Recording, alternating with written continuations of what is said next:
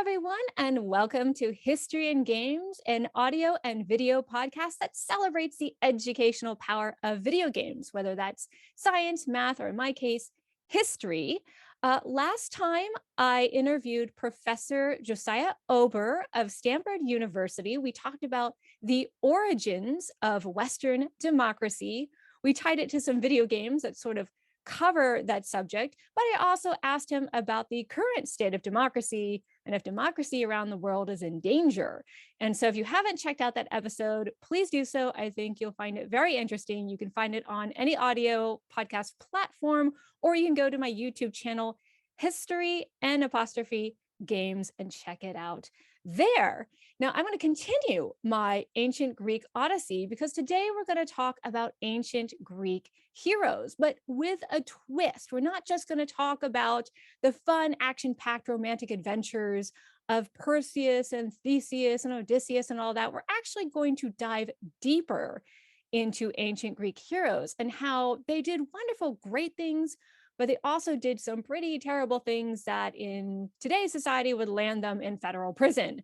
So I thought that was really interesting. And I wanted to talk about this duality of heroes. And some of these heroes were actual historical figures, which is why I needed an expert on ancient Greek history to put this all into context for us. So I went with the big guns, and I got a very special guest this week. He is a best-selling author, a military historian. He's been on everything from the History Channel to National Geographic Channel. He's been on Netflix.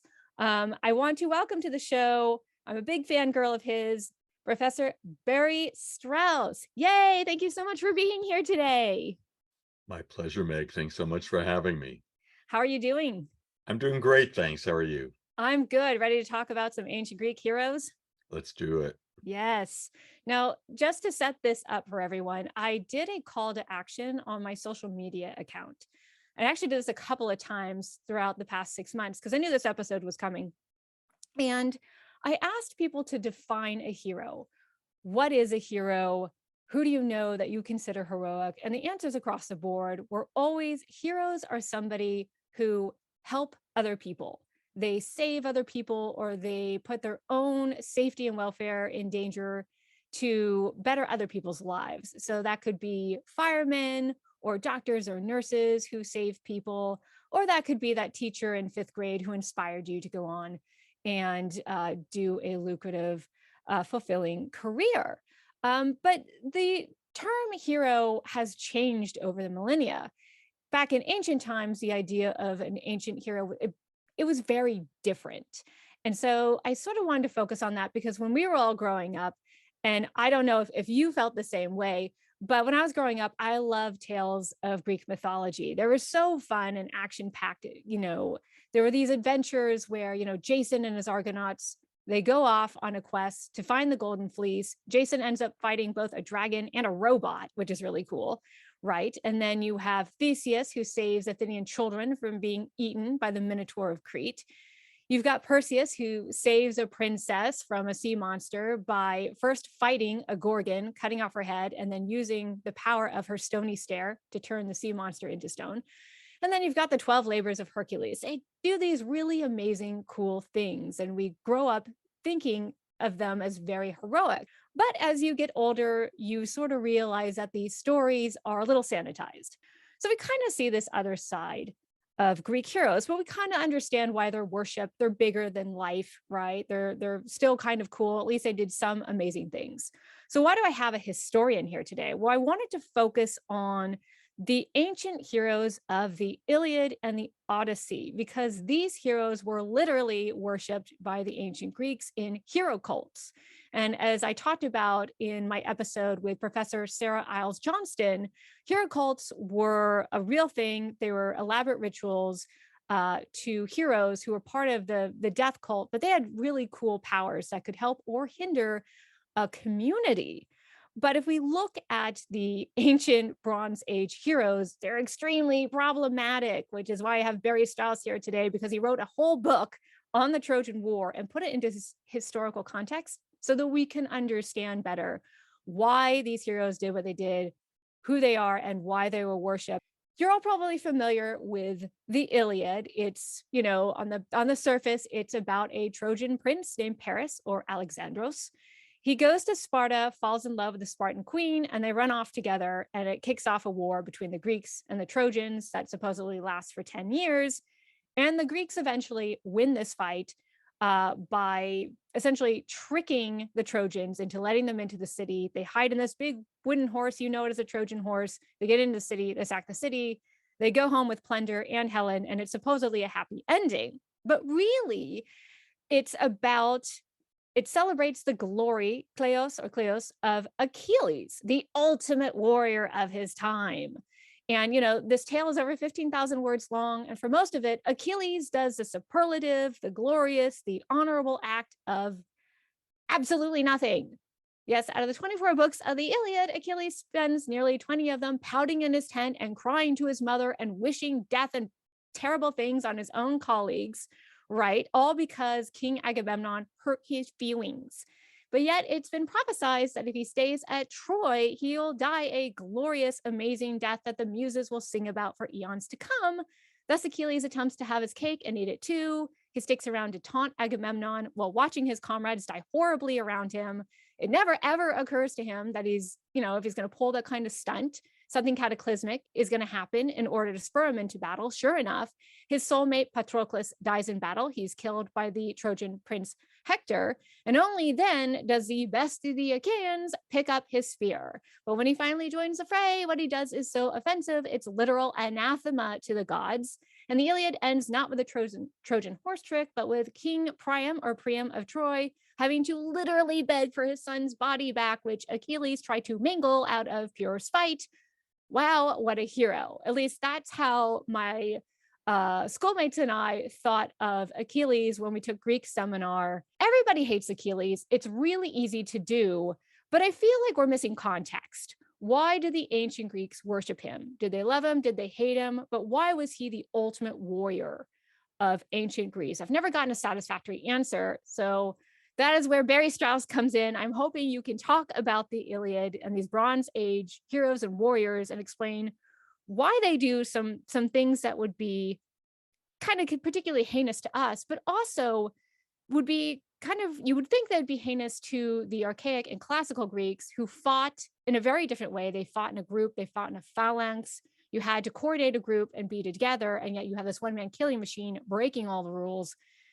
What am I missing here? Who is Achilles? Who is this warrior, and why was he worshipped by the Greeks? Well, you're asking interesting questions. I think that we need to look at it in a less either or kind of way. When we say that the Greeks worshipped heroes, that's true. They worshiped gods as well, but they didn't worship them because they thought they were entirely good. They worshiped them because they thought they were also kind of terrible, and they had to placate them. They had to get them on their sides. They had to win what the Romans called the peace of the gods, to establish that. And they also thought that these heroes had powers, as you mentioned, that they wanted to to get for their own. They wanted the heroes to endow them with these powers and to bring them success. So that's part of it. I think Achilles for the Greeks has a foot in two worlds. On the one hand, he looks forward to the world of the phalanx, his myrmidons, his warriors. The myrmidons are the ant-men.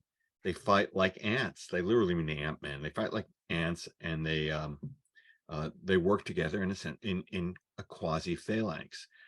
But Achilles is also a throwback to the Bronze Age, when the leaders of armies would represent the battles as if they had personally done all the fighting. And sometimes they actually did. They really did have champion battles in the Bronze Age, probably the exception rather than the rule, but we do have some historical references to them. And so I think Achilles for Greek audience represents both of those things. Achilles, certainly the Greeks did not look on Achilles as a paragon. They looked at him as a kind of terrifying figure who is half man, half god, and who towered above other people in both good and bad ways. And The Iliad is a story of the education of Achilles, and it's a very painful education. It starts out, as you know, uh, with the poet saying, "Sing, goddess, the rage of Achilles." It's about rage, not mere anger, absolute rage. It would be as if this were a poem about someone's road rage, someone who's really out of control and misbehaving. And Homer says that uh, it sent men, it sent myriads of men to Hades. It killed myriads of men. His rage did.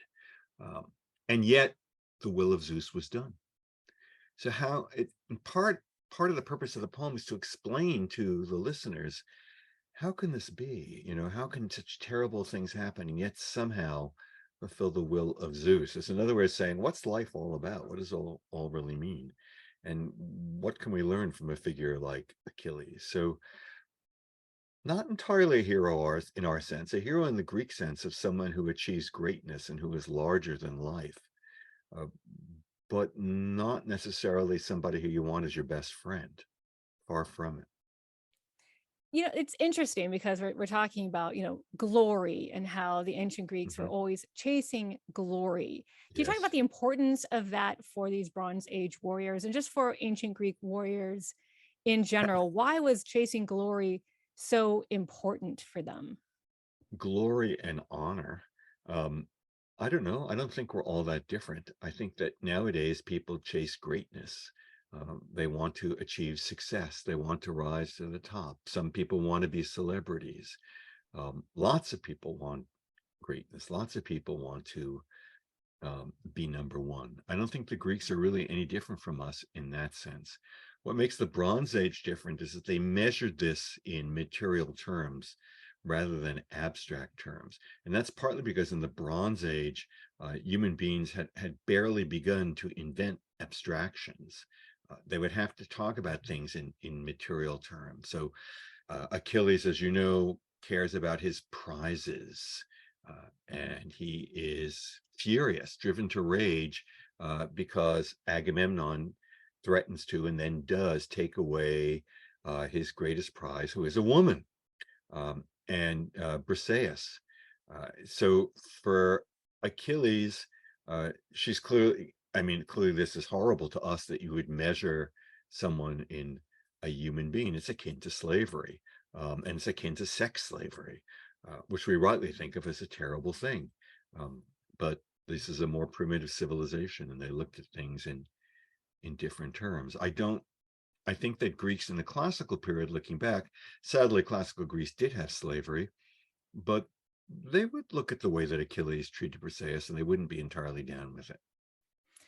Interesting. And so, the one thing you say in your book about the Trojan War is that even though the language seems exaggerated, this Mhm. was kind of part and parcel to the way things were explained in the Bronze Age. We actually Yes, have archaeological and historic evidence that the right. ancient Egyptians, the Hittite Empire, they did Mhm. have these champion battles, and Yes. they did, fight in the same manner. Can you talk a little bit about that? Like how Homer sounds like he's exaggerating when he said the gods get involved and, Achilles kills like 20 men, but this is attested in actual historical Bronze Age sources, isn't it? Well, what's attested is that this is the way people spoke about things. This is the way people thought. That an individual would kill 20 men, no, I'm not so sure that's attested. But that a Hittite king or an Egyptian king would say that, I killed 20 men. The battle's all about me and my achievements. That's the way that they portrayed themselves. And we find that in Bronze Age texts again and again. So in that sense, Homer is true to the spirit of an earlier age. And in a sense, the Iliad and the Odyssey represent the historical memory of the Greek people, but not history in the sense that we think of it today, that we mean to be objective and based on archival research or perhaps on oral interviews and documents, but rather on poetry, on songs, on the way that people uh, sang about these things and certainly exaggerated these things as well, but based on categories that really mattered to these people. So battle prowess really mattered to these people. Being the greatest warrior really mattered to these people. having material, having objects that demonstrated your honor and your glory. That really mattered to these people. So it's a poetic exaggeration, but based on the way that people looked at the world in the Bronze Age. Right. And, the Trojan War, we do have evidence that there was some sort of clash when it came to the city of Troy. We have Right, archaeological evidence that there right, were Achaeans. They were actually attested to again in the right. Hittite Empire and Egypt, Yes, which is so fascinating. yes, And uh, I guess my question is, that did happen, and it's sort of towards the ends of the Bronze Age. But I have a couple right, of books on the end of the Bronze Age, and there was some sort of systems collapse. There's an argument with scholars about how it right, happened or exactly what happened. But right, that world is gone by the time Homer, comes up with his, epic power ballads, these poems that sing the praises of these Bronze Age heroes. right. And you can tell that there's this sort of dim historical memory of this. But by the time of the Iron Age and the archaic and classical period of Mhm. Athens, that's long gone, that way of Right, living. And yet right, the ancient Greeks loved hearing these poems. And in fact, in 6th century Athens, uh there were rules about how you told this poetry and how you performed, because of course it was sung, perform the Iliad and the Odyssey. What is it about these Bronze Age heroes that you think really resonated with Iron Age, you know phalanx warriors? well, first of all, everybody's got history. Everybody wants to have a history.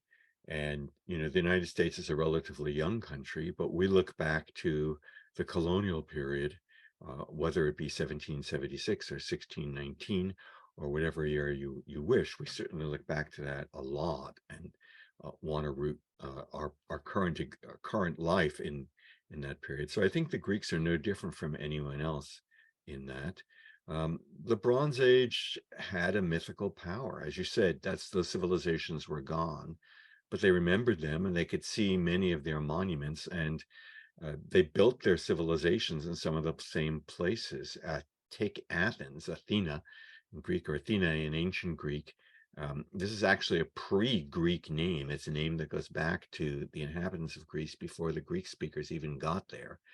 And the Acropolis of Athens, where the famous temples of Athena were built, the Parthenon in particular, that's where the kings had their palace in Mycenaean times and Bronze Age times. So it was important for these people to feel that they were rooted in these earlier civilizations, that gave them a sense of legitimacy and a deep, deep connection to their land and to their culture.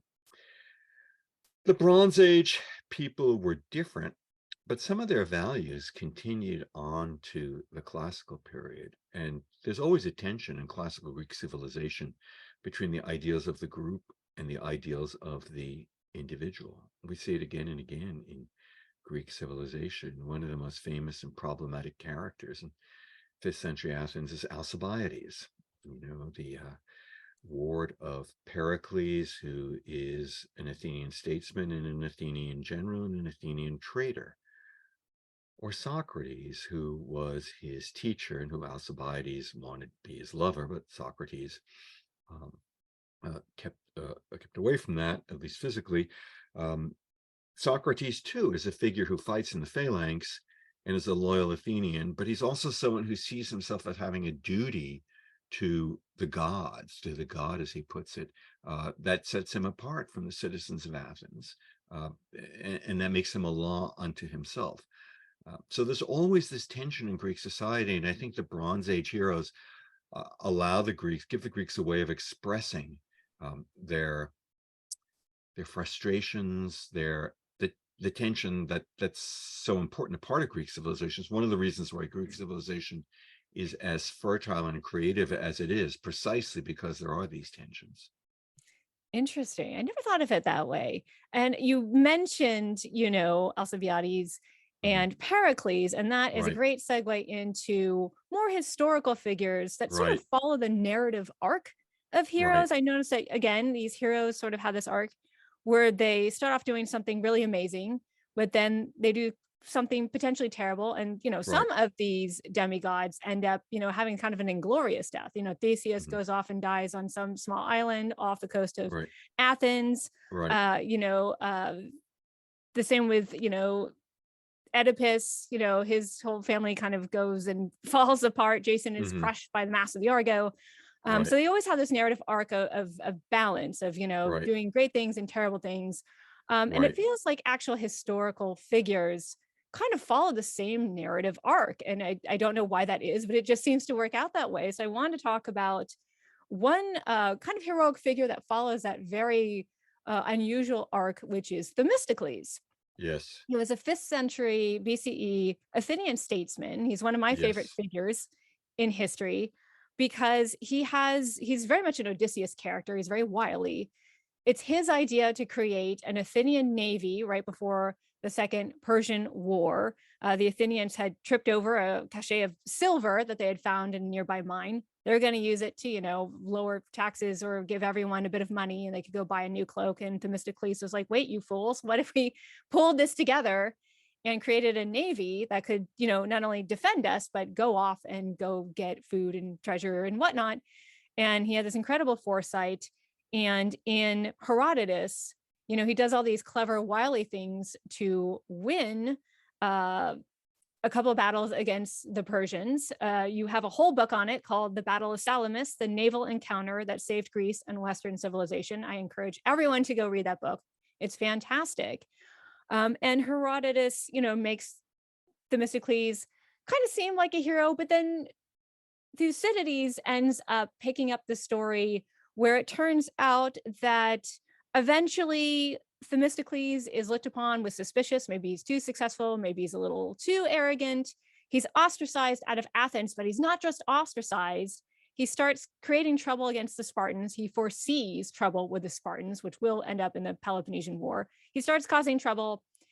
And he isn't just ostracized at that point. I cannot think of the word off the top of my head, the ancient Greek word for it. He's outlawed. He cannot go back to Athens and he is chased out of Greece and ironically ends up in the Persian Empire. We actually have archaeological evidence. We have coins that have his name on it, right? So Thucydides isn't just talking out his hat. This actually happened and it's attested to in different plays. But he ends up in the Persian Empire. And when he dies, he has his own little cult in Western Anatolia, Western Turkey. That seems like a very crazy arc that is very much a heroic arc. Would you consider Themistocles a hero? Does he fit the definition, in your opinion, of a Greek hero? Well, a great question, and in many ways he does, and you're absolutely right. It's almost as if Homer had written the script of Greek culture, and Themistocles is following this script. He's not a team player. He's an absolutely brilliant person, who's burning with ambition, and he wants to get to the top. And luckily for Athens, he uses his powers, as they say, for good.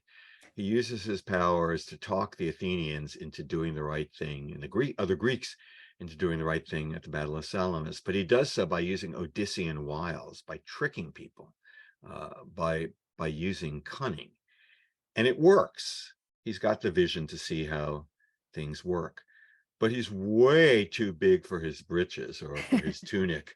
Uh, from the point of view of the other Greeks, he has much too high an opinion of himself. And it's not by accident that it's the Spartans who honor him more than the Athenians do.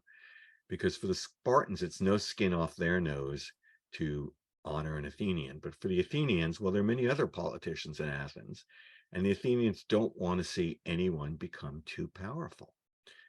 They're always worried that somebody wants to turn himself into a tyrant again, just as Pisistratus and his sons had done. And so, as you say, they ostracized Themistocles. I'm certain that Themistocles was not Mr. Innocent. You know, he dedicates a temple to Artemis of best advice, um, as if he is the guy who had the pipeline to the goddess to get the best advice. Um, some people have suggested that on the eve of the Battle of Salamis, when he sends a slave to the Persians to say, um, you better come now and block off the entrance to the Salamis channel, the Straits of Salamis, because the Greeks want to escape. But if you come, I, Themistocles, will turn over the Athenian fleet to you. There's some people who think, if the Greeks really had tried to escape and hadn't stayed to fight, Themistocles would have turned over the Athenian fleet to the Persians. We have no proof of that, but he certainly was that kind of a guy. He was brilliant and slippery, an absolute genius, as Thucydides sees it. As you say, he is eventually ostracized. That's not necessarily fair, but it's often the fate of the most prominent politician in Athens in this period. And then not merely ostracized, but forced to flee for his life, accused of treason, and ends up going to the Persian Empire, where it's just a tribute to his, on the one hand, his flexibility and talent, that he's able to talk the Persians into making him an administrator, a governor of one of their provinces, but also the fact that in the end, Themistocles says, well, I'd like to be patriotic to my country, but if push comes to shove, I'm patriotic to myself. I'm loyal to myself. That's a very Homeric kind of thing, and we see it often in ancient Greek culture.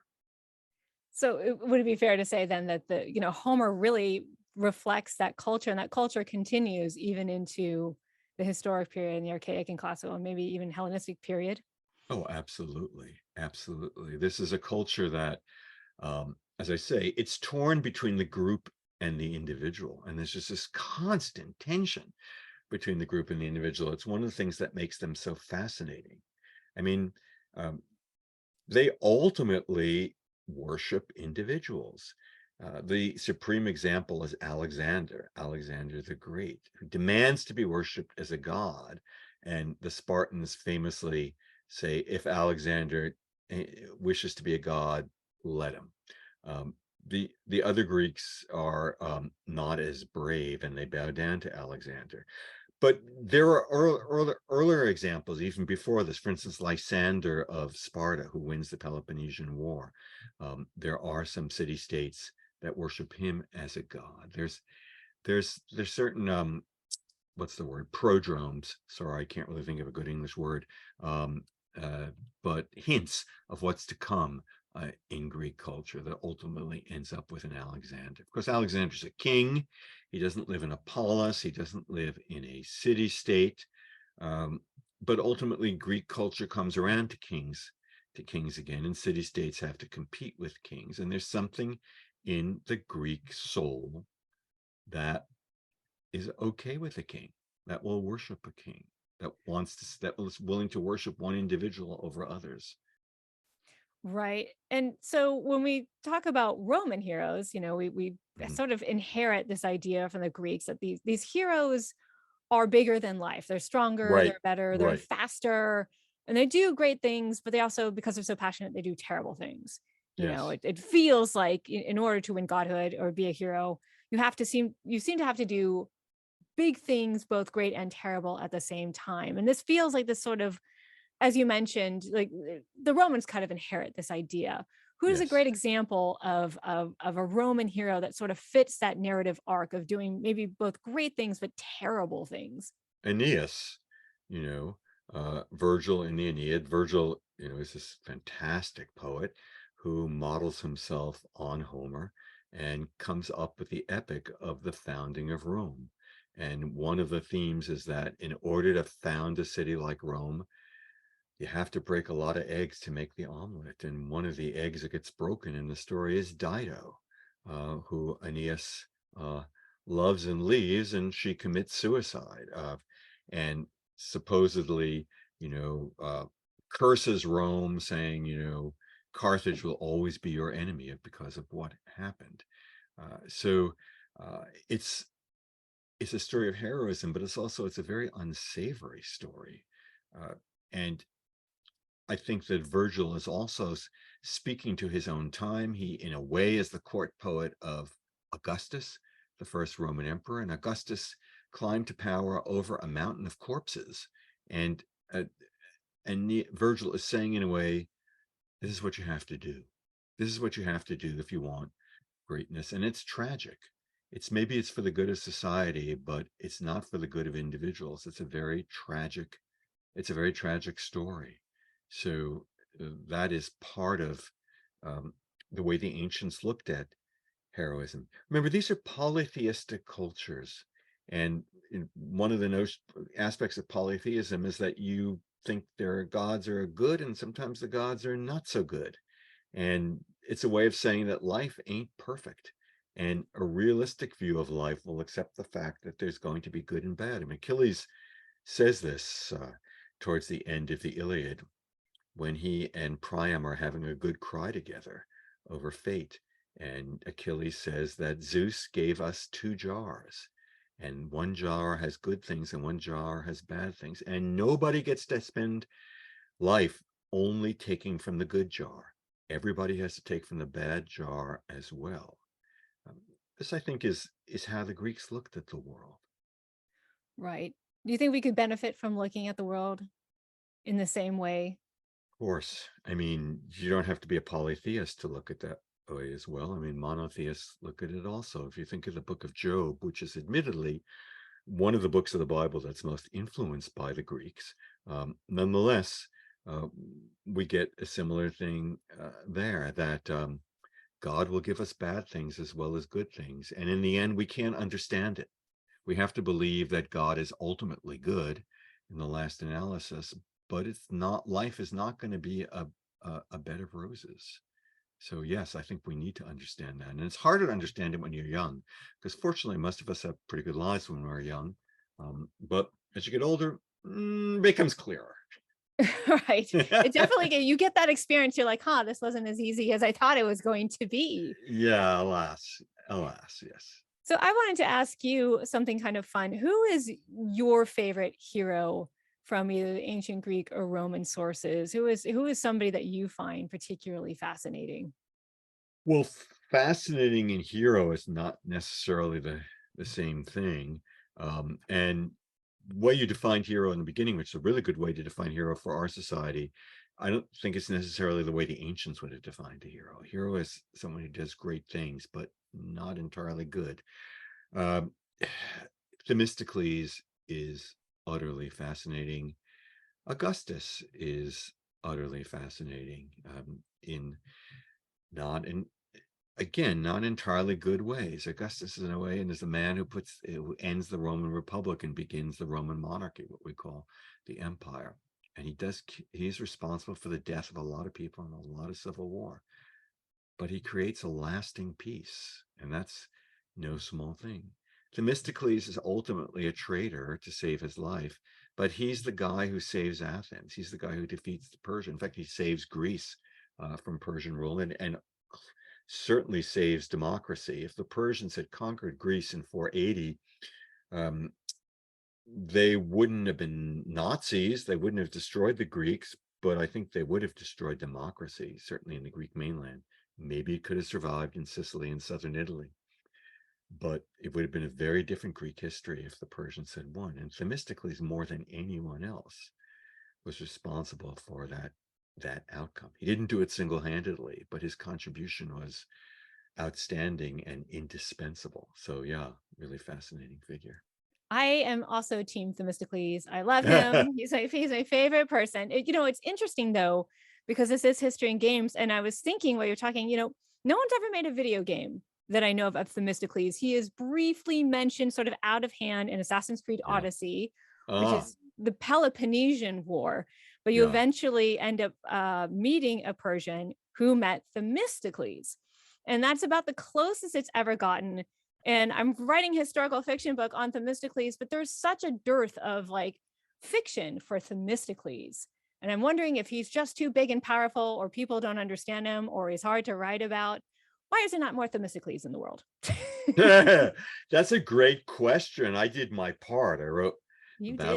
I wrote the Battle of Salamis, uh, in which if I may quote myself, I say Themistocles was no angel, but seraphim would not have saved the Greeks.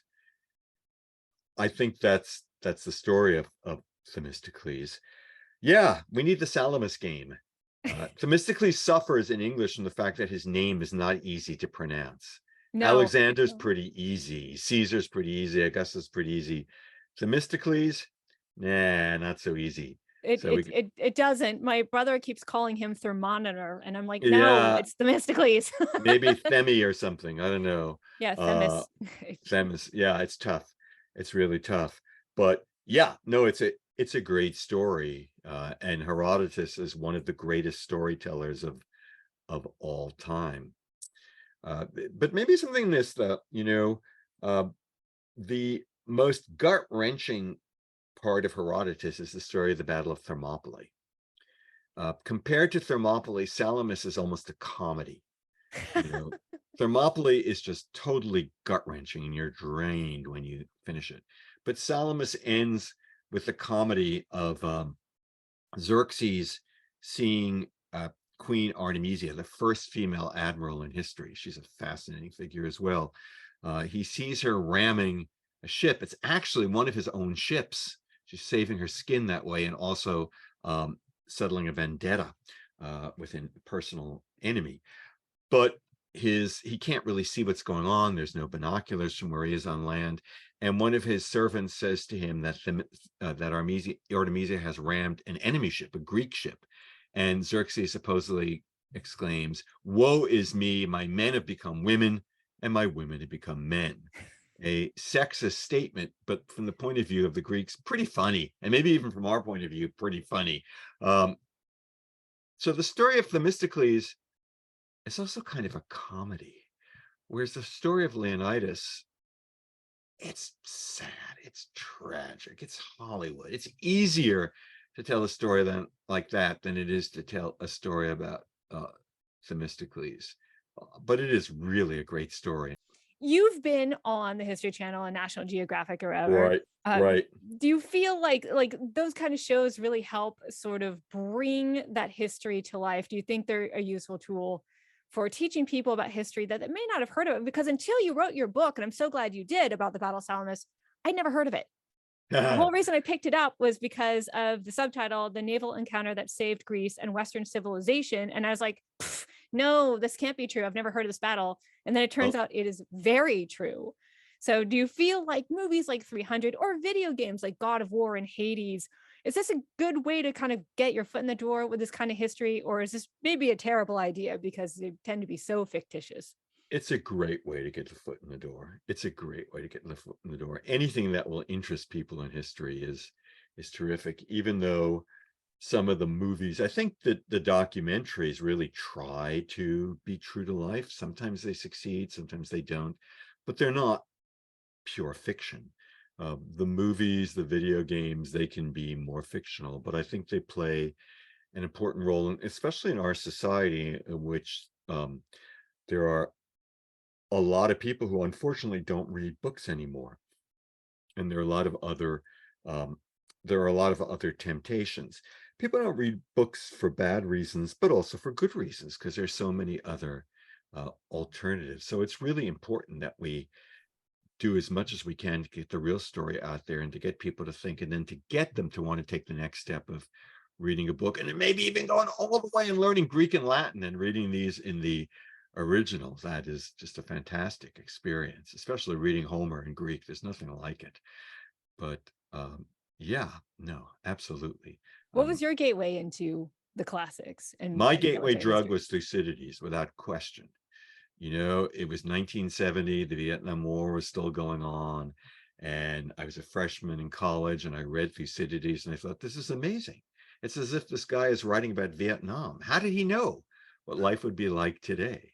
So that was my gateway drug. That was the beginning for me. No, that's a good gateway drug because he Yeah, does write about the Peloponnesian War in great detail. And it's yeah, very objective and it's very timely. It's very much something that we can relate to. And it sort of brings yeah, us full circle to the Iliad and the Odyssey, which it yeah, still feels relevant in some ways today. The Iliad is not really a, cartoonish action-packed adventure. It's a very realistic, very grim look at Bronze Age warriors and war, isn't yeah. it? Yes, it is. I mean, the Iliad is an awful lot of the Iliad is blood and guts. I mean, Yes, it is. it's kind of gross if you read the whole thing. People tend to read the highlights, but I think it's important to also read the low, some of the, at least get a taste of the lowlights, and they're pretty low. And it's very important to know to get a sense of that and what this culture to consider to be entertainment, but it's what we consider to be entertainment too. I mean, there's all too much of it in popular culture. I mean, just really gross stuff. Um, and it's out there. People have a taste for blood, sadly.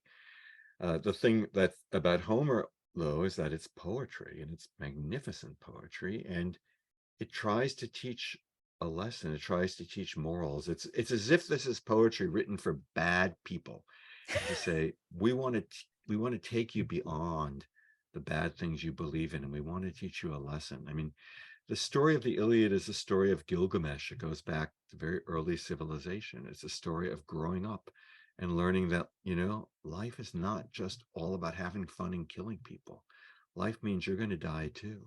And you have to come to terms with this. You have to come to terms with a very sad reality. I mean, Achilles has a horrible time in the Iliad. Uh, He really does. And I took an online course, I did an online course called The Greek Hero in 24 Hours by Professor, I think his name is Gregory Nagy from Harvard. uh-huh. And he points out the name Achilles apparently has its roots in the word for like sorrow, or he's the sorrow Yes. of men. Yes. Is Yes. there a moral to this story when we talk about, is the Iliad sort of a morality tale about what not to do? Because there's this whole narrative arc about Achilles starts off Right.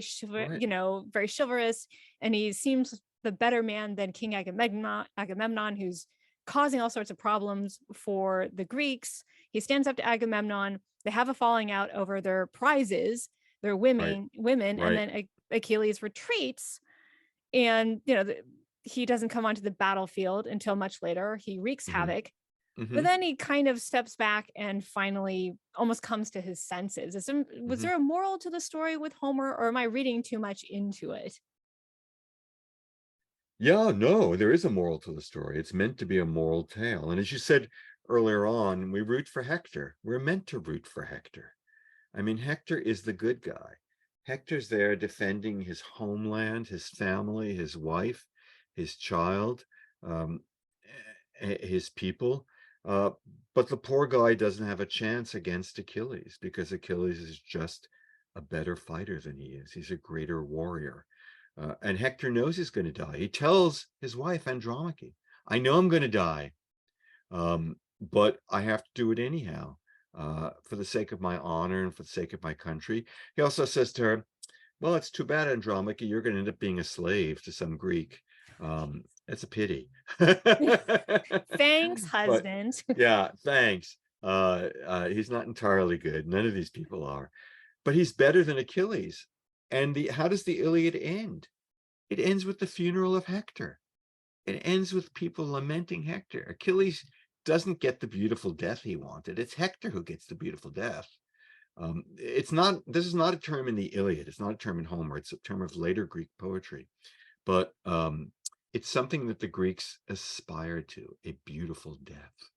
It's certainly something that Achilles aspires to. He doesn't get a beautiful death. He's not killed in hand-to-hand combat. He's killed by an arrow from the distance, which is not considered a heroic weapon by the Greeks. Um, so he doesn't get a beautiful death at all. Patroclus gets a beautiful death. Hector gets a beautiful death. Achilles doesn't get it. Um, but the poem ends with the death of Hector. We're meant to see that Hector, in a way, is the hero of the story. And Achilles, breaks down. He's horrible. He causes his Patroclus's death, his best friend's death. Um, and then he maltreats the corpse of Hector, and the gods show that they don't approve of this by keeping Hector's body pure, his corpse pure, even after how it's been mangled and is kept alive for days. And then Achilles, he comes to his senses. He sees old Priam taking his life in his hands, begging him at his feet, to let him bury his son's corpse. And Achilles cries. He thinks of his own father who will never see him again, and just how sad life is. So he grows up. he overcomes his rage, he learns something. And that's one of the morals of the poem as well. That's what we're supposed to take away from it. So we're not supposed to see Achilles as a paragon of virtue. We're supposed to see him as a great warrior, the greatest, the best man among the Achaeans, as he calls himself, but also a braggart and an egotist, and someone who causes horrible destruction because he can't control his emotions. And we're supposed to learn from this, not to be like Achilles in a sense, to have the good side of Achilles without the bad side of Achilles. Yeah, it's interesting. Although I wanted to push a little bit on the idea that, you know, Achilles is not a great person. It's hard to see it that way. And yet the ancient Greeks did literally worship a lot of these heroes. They would fight over the bones of heroes, or they would dig them Sure. up. The Spartans went and dug up Orestes' Right. bones outside of Sparta, Yes. brought them back Yes. because they could be helpful to a community. And even Achilles supposedly had a tumulus, some sort of tomb in Western Anatolia that people would point out as a Yes. landmark, and Right. that they would perform rituals there. Was there fear of Achilles' power, or were people like, hey, you were powerful in life, maybe you can help us in death? Well, there was fear, but I think it's more the latter, that maybe you can help us. But they were not saints. I mean, the Greeks looked at them and they were realistic about them. I mean, the whole point of the the whole point of the Iliad is that Achilles makes mistakes and learns from his mistakes, but he learns in a way when it's too late. So, yes, you might pray to Achilles and say, Achilles, give me the courage to choose glory and death rather than uh, ignominy or not being famous and having a long life. Give me the courage to make this heroic choice. Help me be the greatest in battle. But you wouldn't look at Achilles, you wouldn't go to Achilles and say, hey, Achilles, give me some of that rage, and, help me make the wrong choices that kill my own men and, lead to my camp maybe almost being destroyed and lead to the death of my best friend. No, you wouldn't do that. And yeah, Achilles, teach me to mangle the corpse of my enemy and disobey the laws of war as we Greeks believe in them. You'd see him as a mixed bag. Right. And then finally, I wanted to end the interview where Yeah, we talked about the sort of the ancient definition of a hero. right. But if we go back to the modern definition of a hero, where do you think that comes from? Is that from medieval chivalry or Christianity? What shifted, do you think? Well, I mean, I think Christianity has a lot to do with it. I mean, we, uh, we expect our heroes to be good in a way that the Greeks didn't expect them to be good. The Greek word good, it's agathos. We get the name Agatha from it, pretty old-fashioned name, but it does exist. It also means being a warrior. It means being a warrior of prowess. It refers to warrior virtue. When the Greeks said that a man was agathos, they didn't mean that he was morally good so much as that he was effective or that he was a great warrior. And the word for a gentleman in Greece is kalos kagathos, beautiful and good, beautiful and good. So the ancient notion of the modern notion of a hero comes from a Christian ethos in which we expect people to have moral virtue as well, and not merely warrior virtue. I'm simplifying the Greeks. They changed a lot uh, over the centuries. If we look at Greek philosophy, we'll see some notion of moral virtue. The word for virtue for the Greeks, arete, which originally means warrior prowess, comes to mean moral virtue in the sense that we know it. Certainly, it's there by the time of Aristotle. Uh, but for our notions of hero, there's much more of a sense that a hero is supposed to be good, morally good. But even in our society, we're forced to make concessions to pragmatism and to reality, and to accept the fact that we want our leaders sometimes to do what you have to do to get the job done. And sometimes what you have to do to get the job done is not very pretty. This is an issue that we come up with again and again and again. Certainly, wars are not won by being pretty. No, they're absolutely not. And then finally, I wanted to ask you, who is a hero in your life by modern standards, by that sort of happier, nicer version, who would you like to give a shout out to that you consider heroic?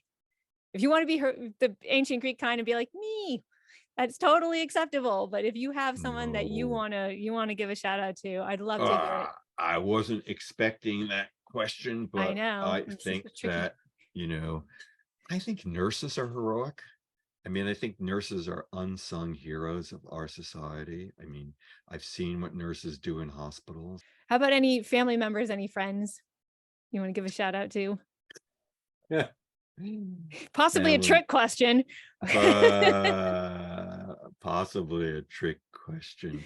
Yeah. I have so many friends and family members who've had to deal with illness and have done so without complaining. Um, that's really kind of amazing. Um, I don't want to mention anyone by name so as not to embarrass them, but several members of my family and my extended family have had to deal with illness, and to see how courageous they are, how uncomplaining they are, how much they roll up their sleeves and say, "Let's just get this. Let's get on with this." Um, that's pretty impressive. That's pretty impressive as well.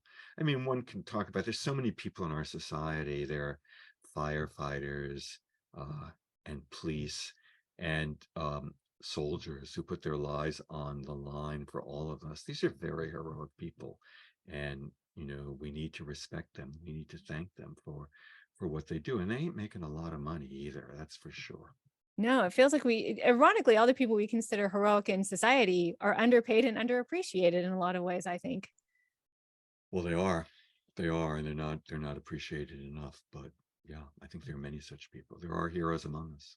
Yes, I appreciate my family and I appreciate you coming on and taking the time to be on a complete stranger show about ancient Greek heroes, the definition of these heroes, and the stories and morals that we can learn from them. So thank you so much for being on my show today, Barry Strauss. Is there anything you'd like to promote? What can we expect from you in the future? I want to know. I want to be on the lookout All for it. my wonderful books. I've written many books.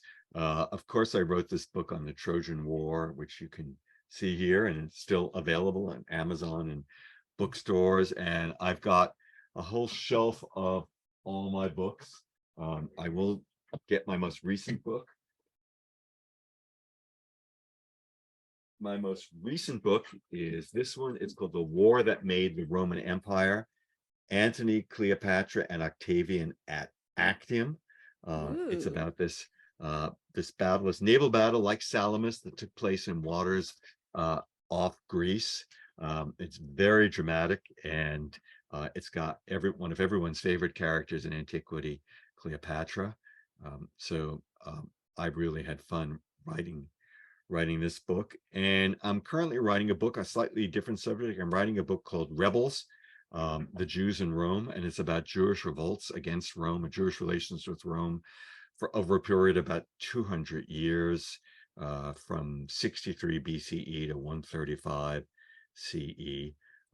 And it has themes about heroism. It has themes about cunning. It has questions about zealots. It involves Jesus, it involves the Romans, it involves Josephus, it involves Hadrian, it involves Bar Kokhba. It resonates with things in Israel and Palestine today, and it resonates things in our own country and own society today. I'm really having a lot of fun writing it. So there we Oh my are. gosh, I'm looking forward to that. That sounds action-packed and exciting. Well, It's thank you. I think it's a great story. yeah, I don't know much about it, so I'm really looking forward to being educated. And the way you write, it's very sort of character driven, and it's almost Thank you. like a fantasy novel. You go through and you explain all the Yes. details of these worlds and really bring it to Yeah, life. So I highly encourage people to go on Amazon, look up Barry Strauss. Also, you have a website that is also a useful place to sort of I do. look at all of your work. And Yes. thank you again so much for being on my show today. I really appreciate it. Thank you, Meg. And it's been a pleasure. I would just say that I also have a podcast called Antiquitas, and it's on all platforms, all the major platforms. It's also on my website, which is barrystrauss.com. So delighted to see people there as Yes. well. Excellent. Fantastic. All right. Well, I hope to have you on maybe again in the future. We'll talk more about Sure. Rome. We didn't really talk much about Rome, but you have a lot of books on Rome as well, and Rome I in love them itself. both. Yeah. Yeah, right. How do you choose? But thank you so much for being on my show. You're welcome, Meg. It was a pleasure.